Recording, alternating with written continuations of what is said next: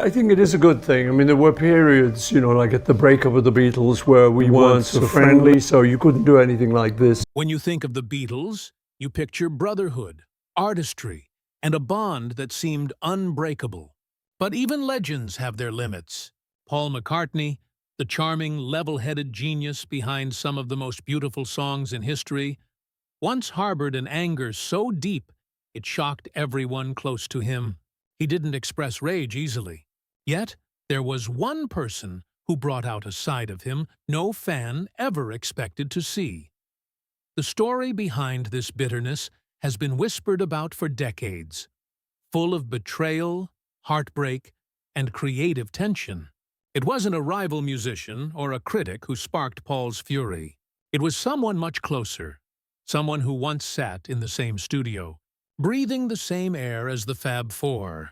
As the Beatles' empire began to crumble, emotions ran wild, egos clashed, and loyalties were tested like never before. For Paul, the betrayal cut deeper than fame, deeper than money. It felt personal. He once said in an interview, "It felt like everything we built was being destroyed from the inside." But who could drive him to such a dark place? Tonight, we uncover the untold truth behind the person Paul McCartney truly hated more than anyone, and why that hatred shaped the rest of his life and career. Get ready, because this isn't just another Beatles rumor. It's the story of trust, manipulation, and the emotional explosion that nearly ended Paul's legacy forever. To understand the depth of Paul McCartney's resentment, you first need to step back to the late 1960s, a time when the Beatles were at the height of fame but standing on the edge of collapse. On the surface, they were gods of music. Behind closed doors, however, tensions had reached a boiling point.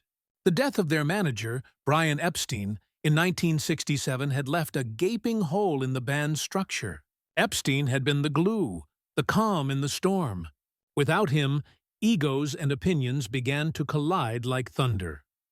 Paul, ever the perfectionist, naturally tried to fill the leadership void. He wanted to keep the band together, to keep creating. But not everyone saw it that way, especially John Lennon, who was beginning to drift in a new direction, both musically and personally. And with John came someone who would soon become the center of Paul's fury: Yoko Ono. At first, Paul tried to accept Yoko's constant presence in the studio. After all, love was love, and John seemed truly happy. But as sessions for the White Album and Let It Be progressed, Paul noticed something changing. Yoko wasn't just sitting quietly in the background. She was offering opinions, interrupting recording sessions, and influencing John's creative choices. For Paul, who viewed the Beatles as sacred musical chemistry, this was unthinkable. "I felt like an outsider in my own band," Paul would later admit. Yoko's involvement, whether intentional or not, created a divide that deepened daily. Paul wasn't just angry because she was there. He was furious because she represented something larger: John's growing indifference to the group. As the months went on, the atmosphere in Abbey Road became toxic. Paul was labeled controlling. John and Yoko were branded rebels. George Harrison was frustrated by the constant arguments, and Ringo Starr, tired of being caught in the middle, briefly quit the band altogether. But for Paul, the most painful part wasn't losing control of the band. It was losing his brotherhood with John. He once described it as watching someone you love walk away while you're still holding the door open. And every time Yoko gave an opinion about a song or a lyric, Paul felt another crack forming in the bond that had once been unbreakable. By 1970, when Paul finally announced he was leaving the Beatles, it wasn't just a business decision. It was an emotional collapse, the end of a relationship he had poured his soul into. And deep down, the anger wasn't only directed at John. It was directed at the woman Paul felt had taken everything from him: the music, the friendship, and the future of the greatest band in history. In interviews years later, Paul tried to be diplomatic, saying, "It wasn't just Yoko. We were all growing apart. But those closest to him knew better. The tension, the silent glares across the studio, the way he refused to acknowledge her suggestions, it all told a different story. Paul McCartney, the man who wrote Let It Be, had been pushed to his limit. And while he never said the words publicly, those around him could sense it. Paul truly hated Yoko Ono for what she represented, the final nail in the Beatles' coffin. But time, as it always does, would change things. Years later, when emotions cooled and age softened their edges, Paul would come face to face with his own bitterness. What he realized then shocked even him. And it proved that the truth behind his hatred was far more complicated than anyone ever imagined. After the Beatles' breakup, Paul McCartney tried to move forward. He formed Wings, started his solo career, and poured his heart into music that was freer, lighter, at least on the surface. But beneath the melodies, there was still a storm. The bitterness, the sense of betrayal, and that lingering resentment toward Yoko Ono didn't fade easily. Whenever Paul looked back at the collapse of the band, he couldn't help but replay the same scenes. John and Yoko whispering in the studio, the tension during Let It Be rehearsals, and the final meeting where everything fell apart. He felt that he had been painted as the villain, the bossy perfectionist who drove everyone away, while Yoko somehow escaped most of the blame. In public interviews, Paul tried to stay graceful, but privately, his friends noticed how quickly his tone changed when her name came up. In one candid moment years later, Paul reportedly told a journalist, "She made John feel like he didn't need us anymore." That sentence alone summed up years of buried pain. Still, Paul's biggest struggle wasn't with Yoko, it was with John. Their relationship, once as close as brothers, had turned icy. After the breakup, John lashed out in the press, taking aim at Paul's songwriting and mocking his solo music. The man Paul once admired now viewed him as a rival. In 1971, John released How Do You Sleep?, a brutal song filled with lyrics clearly aimed at Paul, calling him out as shallow, outdated, and fake. And Yoko? She stood right beside John through it all, co-writing and encouraging his most cutting verses. That song hit Paul harder than he ever admitted. To the world, he shrugged it off, but those close to him remember him pacing, angry, lost. He felt betrayed, said one friend, not just because John wrote it, but because Yoko helped him write it. It was as if their old friendship had been erased, replaced by headlines, gossip, and bitterness. Through the 1970s, both men went their separate ways. Paul focused on family life with Linda and their children, while John and Yoko continued their avant-garde projects in New York. Every time Paul saw their names in the papers, that old frustration returned. But something deeper was happening too, a strange mix of nostalgia and loss. Because for all his anger, Paul still missed his old friend. Then came 1980, the year that would change everything. On December 8th, John Lennon was shot and killed outside his apartment in New York City. When the news reached Paul, he was speechless. Reporters caught him later that day, his voice quiet and distant, saying only, "It's a drag." Many thought he was being cold, but in truth, he was in shock. How could you summarize losing a brother, an enemy, and a legend all in one breath? In the days that followed, Paul withdrew from public view. He later said that the guilt consumed him, the guilt of not reconciling, of letting resentment last too long. And in his heart, that guilt was tied not just to John, but to Yoko.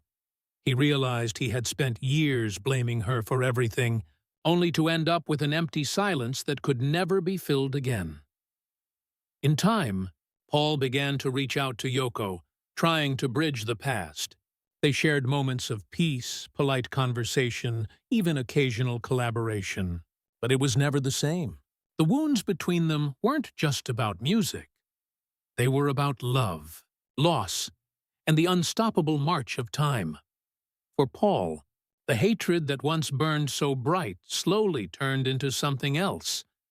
Understanding, maybe even forgiveness. But that transformation didn't happen overnight. It came with years of reflection, old recordings, and a lifetime of what-ifs.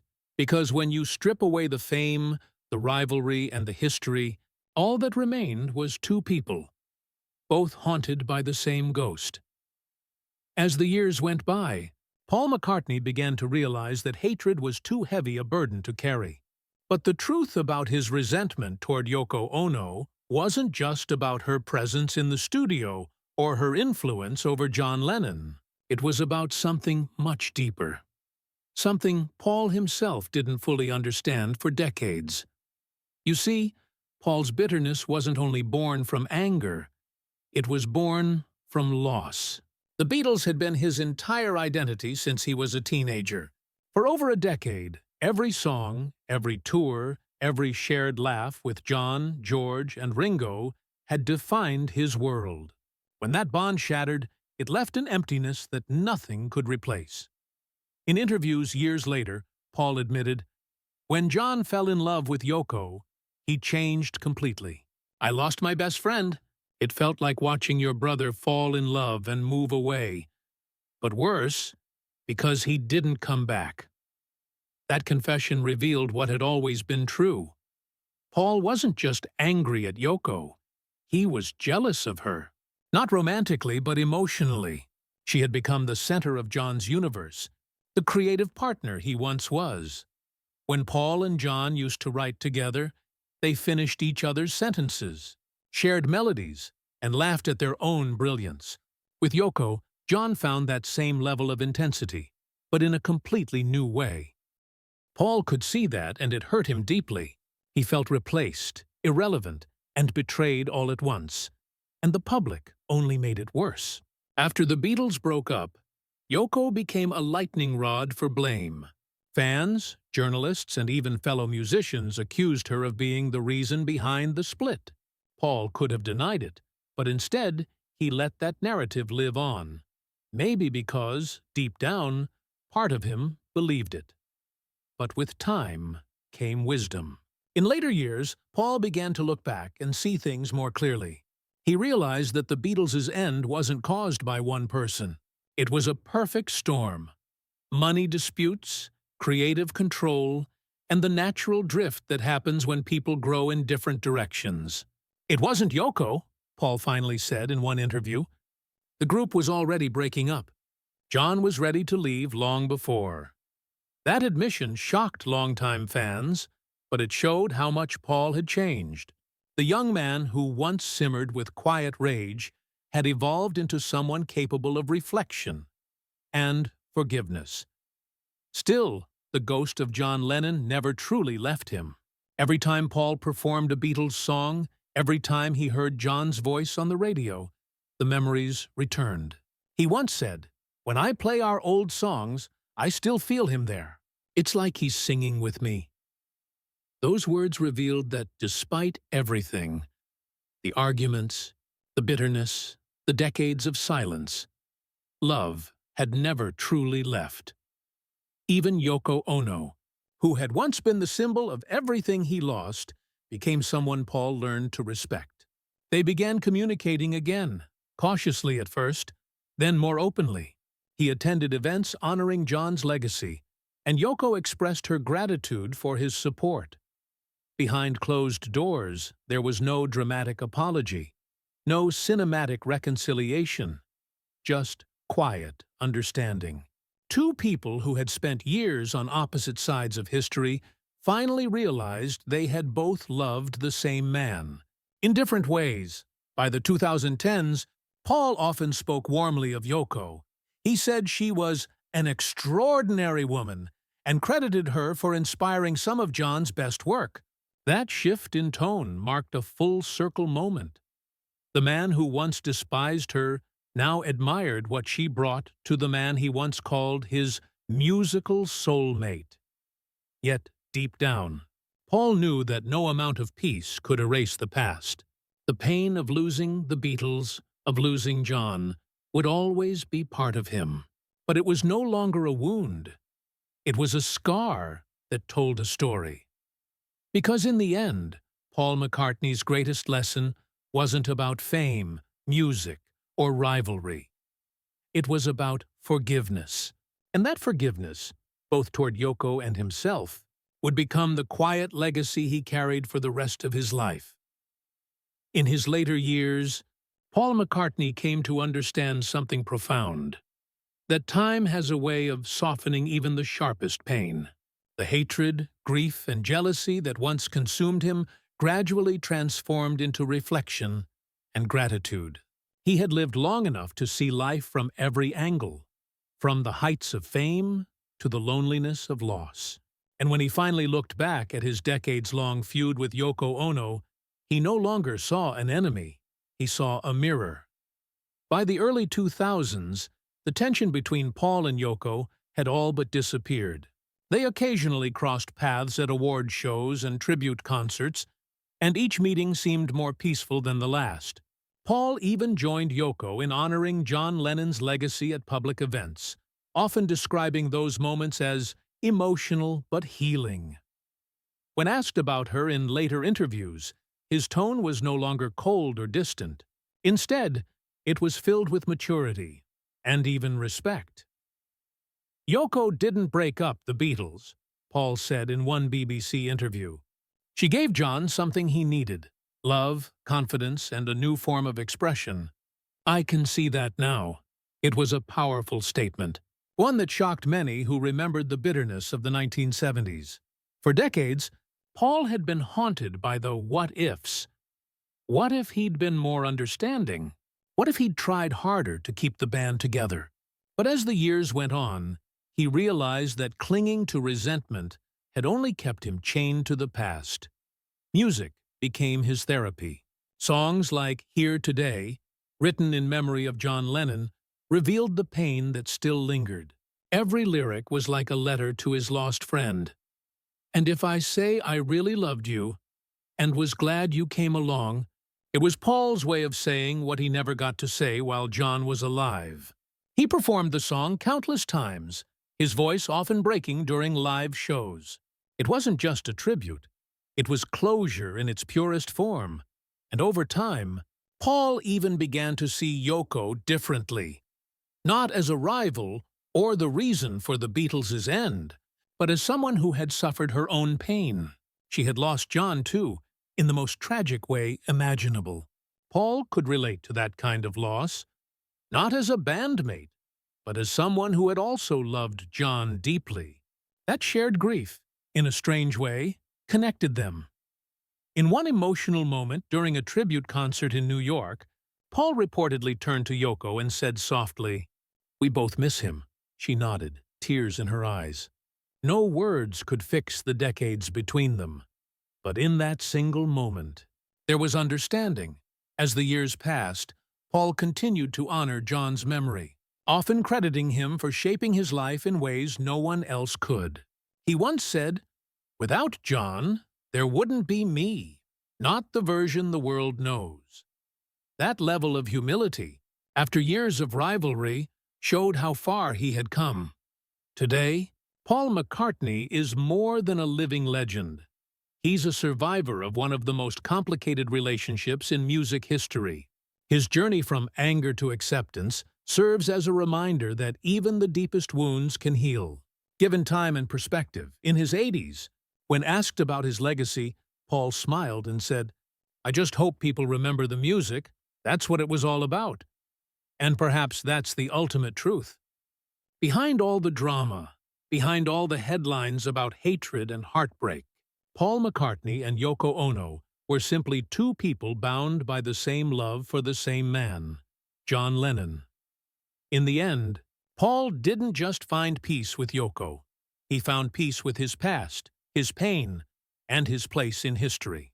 The man who once truly hated her more than anything learned one final beautiful lesson: that forgiveness, no matter how late it comes, can turn even the darkest chapter into a song worth singing forever.